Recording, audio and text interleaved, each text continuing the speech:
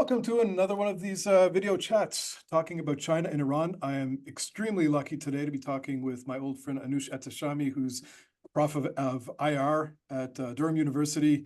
Anoush has written more books about Middle Eastern politics than most people will ever read in their lives. He is really just a wealth of knowledge about Middle Eastern politics in general. He's published most recently, I think, an excellent book, Defending Iran, From Revolutionary Guards to Ballistic Missiles. And for our purposes today, he published a book in 2019, How China's Rise is Changing the Middle East. You co-authored with Nifaresh, right? That's correct. In that book, there was a chapter, I mean, I thought the whole book was great, but there was a chapter that so many people had come to me and said that this was really valuable for them. It was a chapter, case studies of Chinese narratives about Iran and Iranian narratives about China. And this did such a good job. I talked to diplomats, I talked to government officials, and they said reading that chapter really, really opened their eyes a lot. I want to focus today just on how Iranian people see China, because I think there's a misperception of how there's this deep alignment, there's cultural affinity, there's civilizational affinity or whatever. Your chapter does a good job looking at elite and public opinion, just of the utility of working with China or the challenges of it. So just generally like looking at within government maybe, to start us off, how do folks in government see the challenges or opportunities of working with China? All right. First, can I thank you, Jonathan, for inviting me to this podcast. Of course. It's a real pleasure to be with you, and also I know that you've got some hot shots preceding and probably following me, so I'm delighted to be in that pack with you. And thank you also for plugging the book as well. So, in terms of elites, Jonathan, remember that unlike so many other Gulf states, elites in Iran rotate different levels. Certainly at the executive level, as you know, the presidential cycles generate their own kind of narratives. And the previous president, Raisi, had a very distinct narrative on China compared with Rouhani. And now with Pezeshkian, we're also seeing a slightly modified one. So we need to bear that in mind, that there isn't a fixed pivot around which Iran thinks strategically about things, or in this instance, about China. So that's the first proviso, that, opinion is broad and it changes with the current, with the various political groupings. And we've billed the new president as a reformist. But I think that's a misnomer. I think he is actually part of the establishment. What we need to be talking about is the establishment. And establishments now, since Rouhani's period, has consolidated around the priorities that the leader has set out.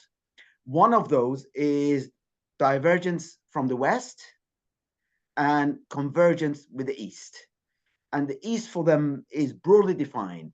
Russia falls in that category, India falls in that category, and of course, China falls in that category as well. So of all of these relationships, and there are many, with Korea, North Korea, Iran has a very strong military partnership. With South Korea, it has barely anything these days because of sanctions.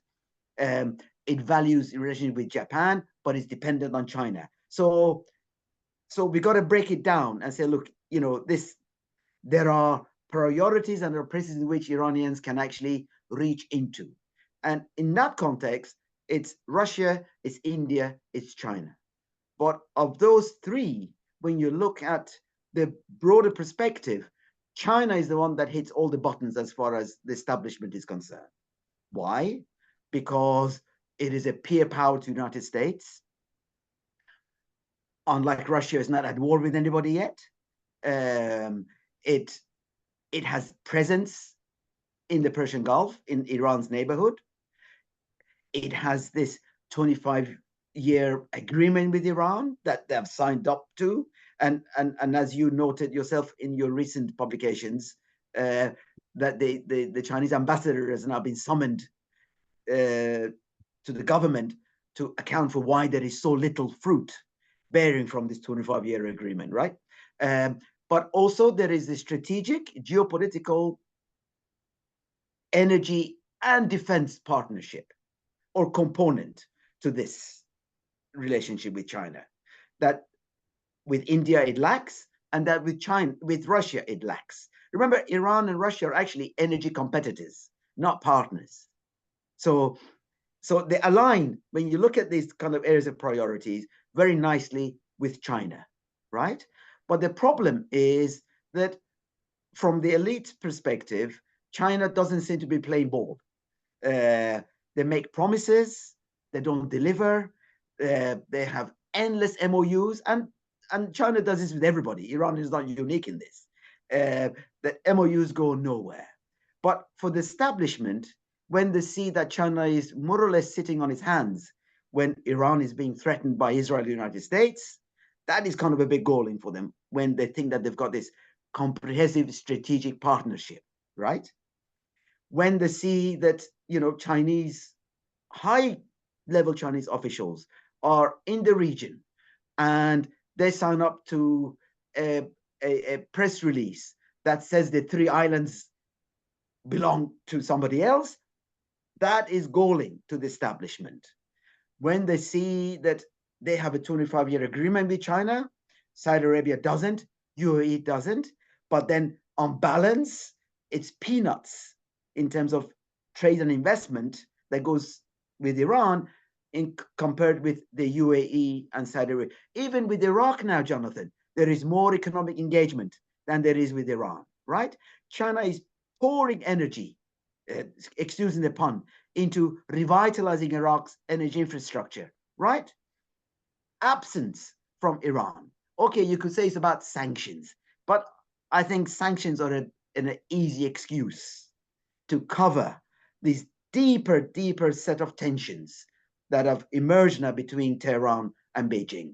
And from Tehran's perspective, having pivoted around the leader's position of all China, if you like, and China not delivering is a problem, And it's beginning to kind of penetrate down into society as well, of course, because society has been promised so many things about technology from China, but traders, entrepreneurs, communities worry about penetration of China into Iranian society, as they've done in Pakistan, for example. They look at next door and they see that actually, all China can be a real problem. So here comes the new president who says, you know what?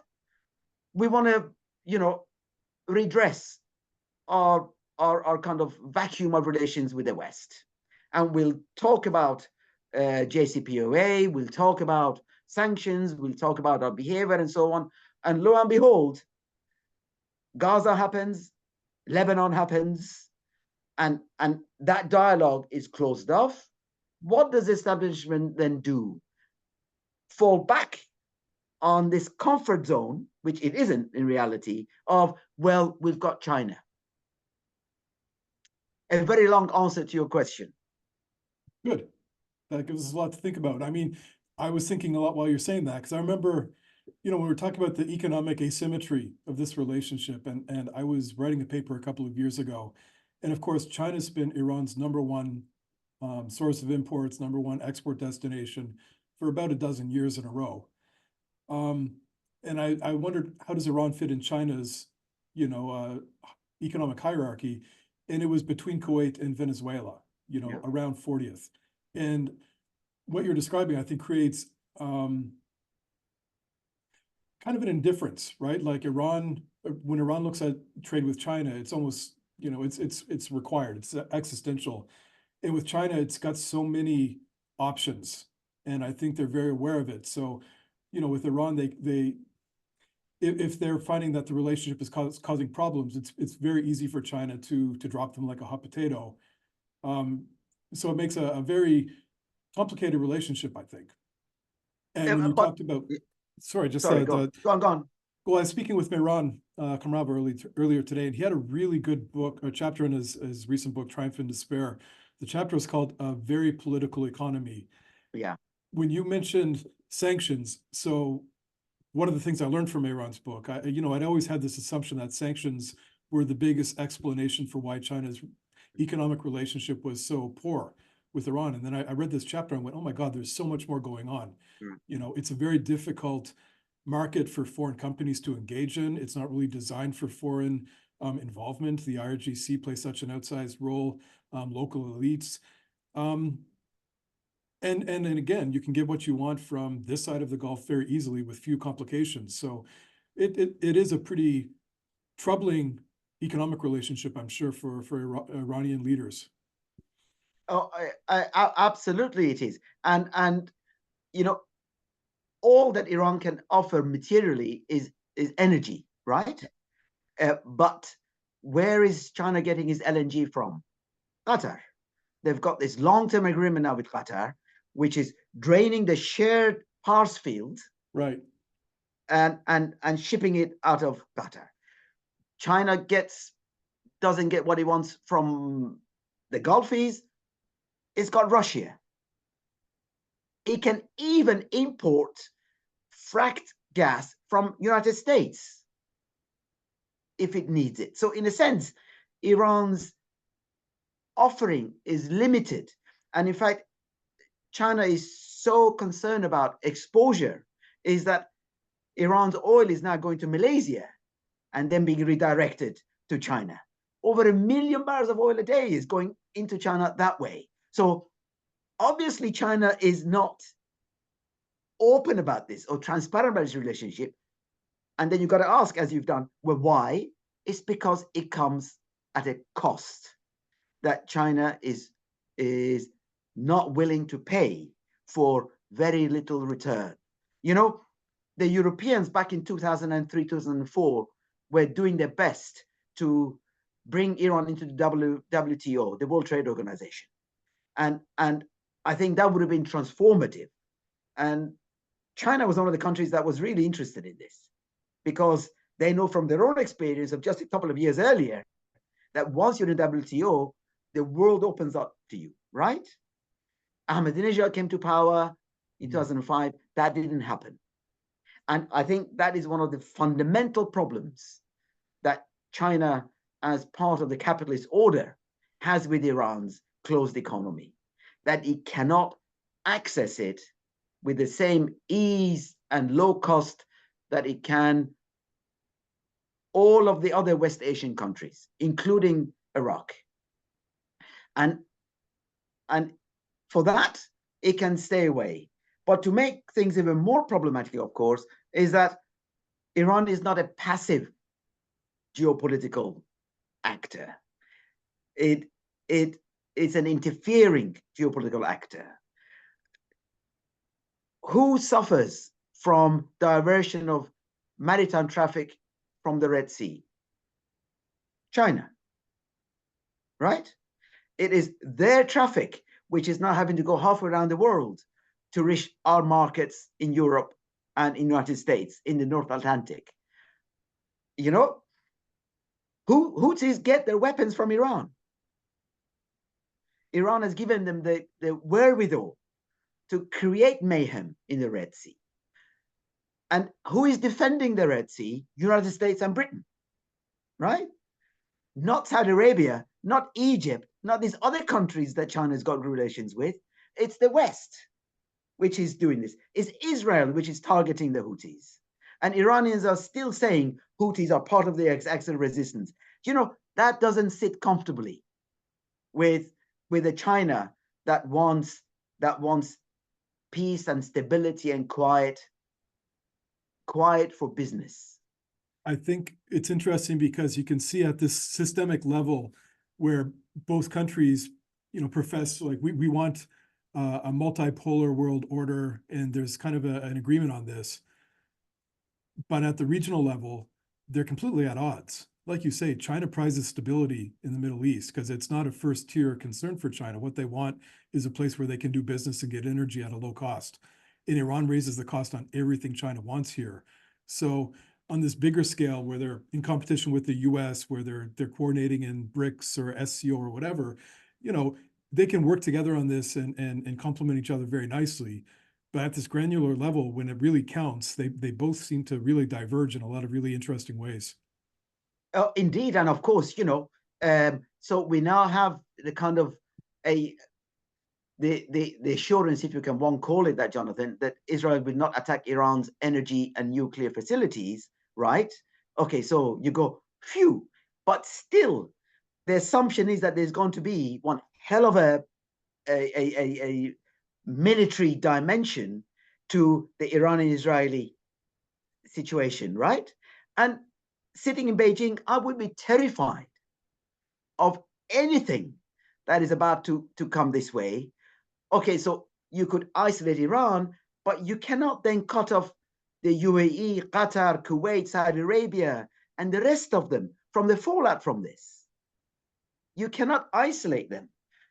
What do? You rely on the United States to make sure that this thing doesn't get out of hand.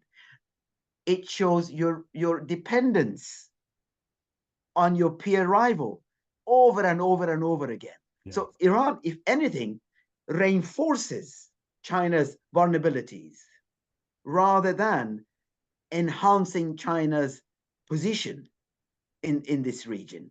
And these two examples, confrontation with Israel that is going to come, and the Houthis, are of a direct consequence to China. So I don't know if you've seen, I've been writing about this a lot over the past year, because there's, especially since the Red Sea crisis, a lot of folks in the West had this assumption, okay, it's hitting China in the pocketbook, so they're going to do something. They're going to use their leverage in Tehran. And I just think that this is they don't have this kind of leverage at this exact moment. There have been different points, like when Saudi Aramco was attacked in 2019. I thought China could talk to Iran and say, cut it out. And I thought Iran would probably listen at that point, because they were very dependent on this, economic relationship with China at that exact moment after maximum pressure. I don't think right now the Iranian government cares about the economy. I think this is an existential moment for them. And when China offers them trade or investment contracting or construction or whatever, they're like, we don't need that. We need a great power that can come in here and back us up with the military. And China's not that. What do you make of this narrative that China actually has some leverage that it can use to shape Iranian behavior during this very, very, very hot moment in time? I think in January, the Chinese kind of warned Iran about the Houthis, that reined them in, because it's not in our interest. You're hurting us. But then, we saw that nothing really came of it. If anything, Iran doubled down on Houthis' confrontation with the West. And also for them to be encouraged to target Israel directly was taking it to a higher level. So in a sense, that shows that leverage is limited in that regard. But I think the balance is changed even more with a new president and a new agenda in there. Okay, so he's bogged down with the securitized kind of relationship that is now in place. But his ambition is to seal this with a view to open up channels with the West. Until recently, we know that through Omanis and others, there was this circular conversation with the United States behind the scenes. They have now closed this because of Israeli pressure until this next round of confrontation between the two is done. The new administration in Iran seems to be focused on how do we save our bacon, rather than, as you say, we'll buy another 500,000 barrels of oil from you a day. How is that sort of thing? It's immaterial at this point. And lack of strong statements from China, not kind of unilaterally, but even in multilateral fora, like the United Nations, like out of their CO, like the BRICS meeting in Uzbekistan and so on, that makes a definitive statement about, you guys stay away from my partner here, is what the Iranians were looking for. And it's not forthcoming. It's not China's style. China doesn't pick horses in races like this. It's much more reticent and cautious, actually.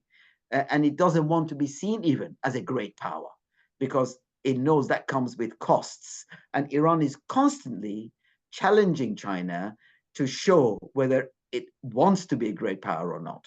And the answer is not in terms that you want us to be.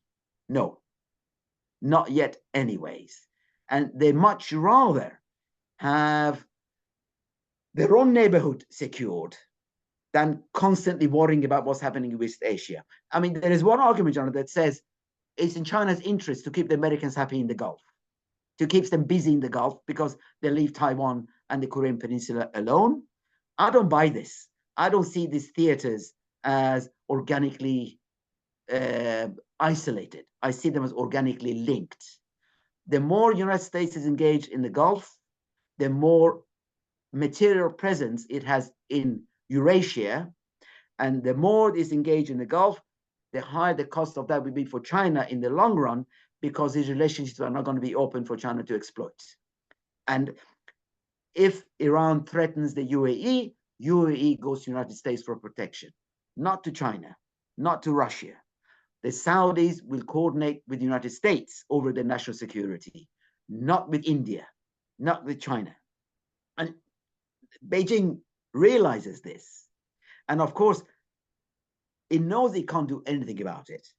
But the more ingrained this Iranian-Israeli confrontation gets, the more problematic for China, because China, back in the new year, decided that it was not going to be able to do much with Israel at that point. So it lost any pretense of autonomous action in that regard, right?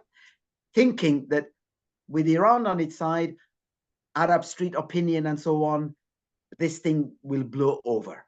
It hasn't. If anything, it has got deeper and deeper. And now China has very little control over this, the kind of the dynamics of the crisis, because it's happening well beyond China's control. It is in the peninsula regional system that the West set up and China became a player in. China was never a former of this order. And that is why it is at a major disadvantage. This has been fantastic, Anoush. I could keep going. We didn't even get to the domestic or the non-elite stuff, so that'll be another call. I do have one last question. I've got to run for a meeting, but these yachts behind you, did you pay for these with the royalties from all of your academic books that you published? My Russian friends provide them for me. Anoush, man, thanks so much for doing this. This has been really, really, really awesome. It's very informative. Thank you, Jonathan. Enjoyed it very much. You take good care. You too, man. We'll talk soon. All the best. Okay. Ciao.